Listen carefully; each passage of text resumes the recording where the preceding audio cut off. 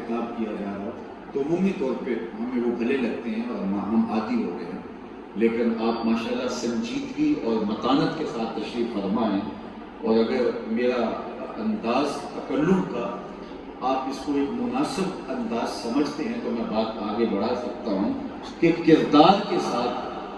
قومیں جو ہیں وہ آگے بڑھتی ہیں، اور کردار کی چمک اگر موجود نہیں ہے تو گفتار بے معنی ہوتی ہے۔ ہمارے دین کو اگر آپ کہیں تو یہ دین کردار ہے۔ 40 برس تک حضور نے اپنا کردار پیش کیا ہے، پھر اس کے بعد حضور کی گفتار جو ہے وہ لوگوں کے سامنے آئی، تو مجھے آپ کو بھی اسی راستے پہ چلنا ہوگا اپنے کردار میں۔ یہاں آپ کے سامنے ایک تجزیہ رکھنا چاہتا ہوں، اور وہ یہ بر صغیر پاک و ہند، اس میں کشمیر بھی شامل ہے، ہمارے چاروں صوبے اور گلگت، یہاں انڈیا پھیلا ہوا اور بنگلہ دیش، یہ سارا بر صغیر کا جو خطہ ہے، یہاں کوئی پیغمبر نبی رسول نہیں آیا، کوئی کتاب نہیں اتری، یہاں دین کیسے پھیلا؟ تو آپ سب جانتے ہیں کہ یہاں صوفیاء آئے، بزرگ آئے، اور عرب تاجر آئے تو وہ سودا صرف بیچنے کے لیے تھے،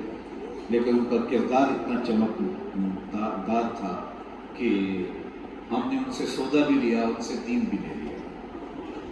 اور آج بر صغیر پاک و ہند انہی خطوں کے اندر تقریباً 70 کروڑ سے زائد مسلمان بستے ہیں،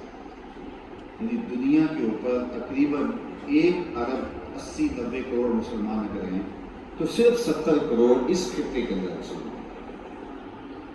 اور یہ جو لوگ آئے تھے یہاں ہمیں دین دینے کے لیے، یا عرب تاجر آئے تھے، ان کی تعداد لاکھوں میں نہیں ہے،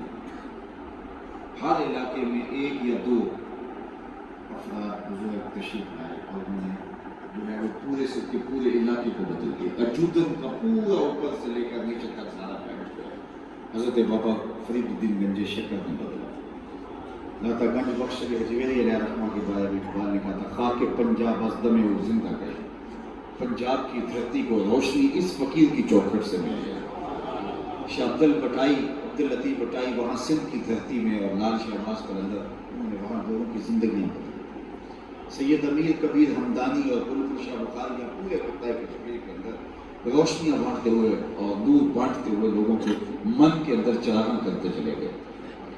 کچھ عرب تاجر اور چند صوفیاء وہ آئے، اور ان کے خطبے بھی اگر آپ ڈھونڈنے نکلے تو کم ملے گا، لیکن ان کا کردار اتنا چمکدار تھا کہ ان چند لوگوں نے اس خطے کی تقدیر بدل دی اور ان کو اسلام کا نور دیا۔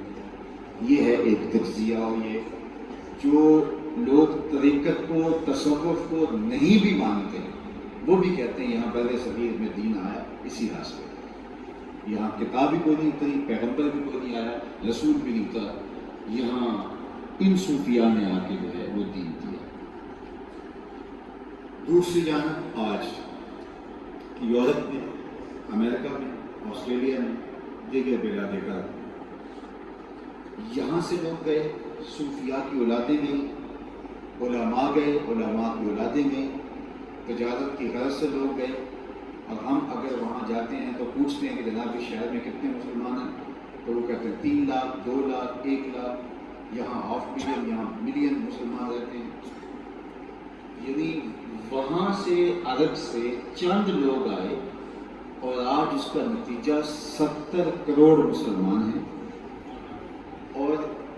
یہاں سے کروڑوں مسلمان ان خطوں سے بھی اور عرب سے بھی یورپ میں جا بسے، انہوں نے کاروبار بھی کیا، تبلیغیں بھی کی، اور آج میں اور آپ جب وہاں جاتے ہیں تو ہمارے اپنے لوگ ہم سے مل کے کہتے ہیں دعا بھی کیجیے، کوئی طریقہ بھی بتائیے، ہماری اپنی اولادیں مسلمان رہ جائیں۔ یہ تجزیہ ہے۔ میں ایک وہ تھے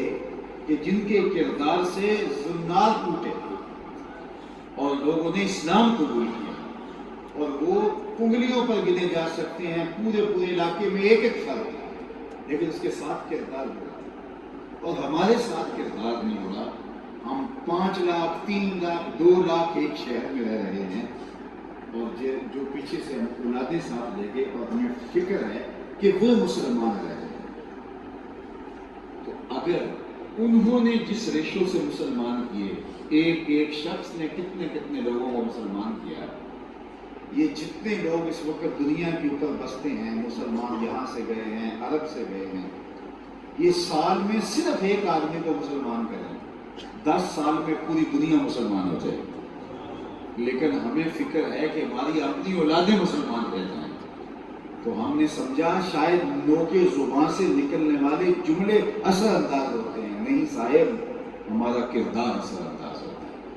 اور ہمارے اور میرے اور آپ کے آقا و مولا نے 40 سال پہلے صرف کردار پیش کیا، اور اس کے بعد حضور علیہ السلام نے ادعائے نبوت کیا اور لوگوں کو بتایا کہ میں اللہ کا فرستادہ ہوں اور میری بات سنو اور مانو، اور لوگ حضور کے قریب آئے اور انہوں نے اسلام کو قبول کیا اور دین کی طرف آئے۔ تو مجھے اور آپ کو اپنے کردار کو مضبوط کرنا چاہیے، اور کردار کی چمک روشنی کا جو سب سے نمایاں پہلو ہے وہ سچ ہے۔ میری اور آپ کی زندگی میں اگر سچ اتر جائے،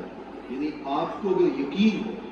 کہ یہ شخص جو یہاں بیٹھ کے بات کر رہا ہے یہ سچ بول رہا ہے، تو یقیناً آپ اس کو غور سے سنیں گے بھی اور عمل کی کوشش بھی کریں گے۔ لیکن معمولی تردد بھی آ گیا کہ یہ سچ نہیں ہو سکتا، تو بات کا وزن ختم ہے۔ آپ جس سے کاروبار کرتے ہیں، اگر اس کو یقین ہے کہ آپ سچے ہیں، تو وہ آنکھیں بند کر کے جو ہے وہ آپ سے سودا خرید لے گا۔ آج دنیا جاپان سے خریدتی ہے نا کہ یہ 2 نمبر نہیں دیتے، تو پھر کیا ہم مسلمان، ہمیں تو سکھایا، یہ ہمارے تو دین میں یہ شامل ہے، انہوں نے تو ماں کی آغوش سے سمجھا، ان کی معاشرت نے سکھایا، ہمارا تو دین ہم کو سکھاتا ہے۔ تو آج اصلاح ہماری ہونے کی ضرورت ہے۔ دنیا کی اصلاح بعد میں کریں گے، سب سے پہلے ہمیں اپنی اصلاح کرنے کی ضرورت ہے۔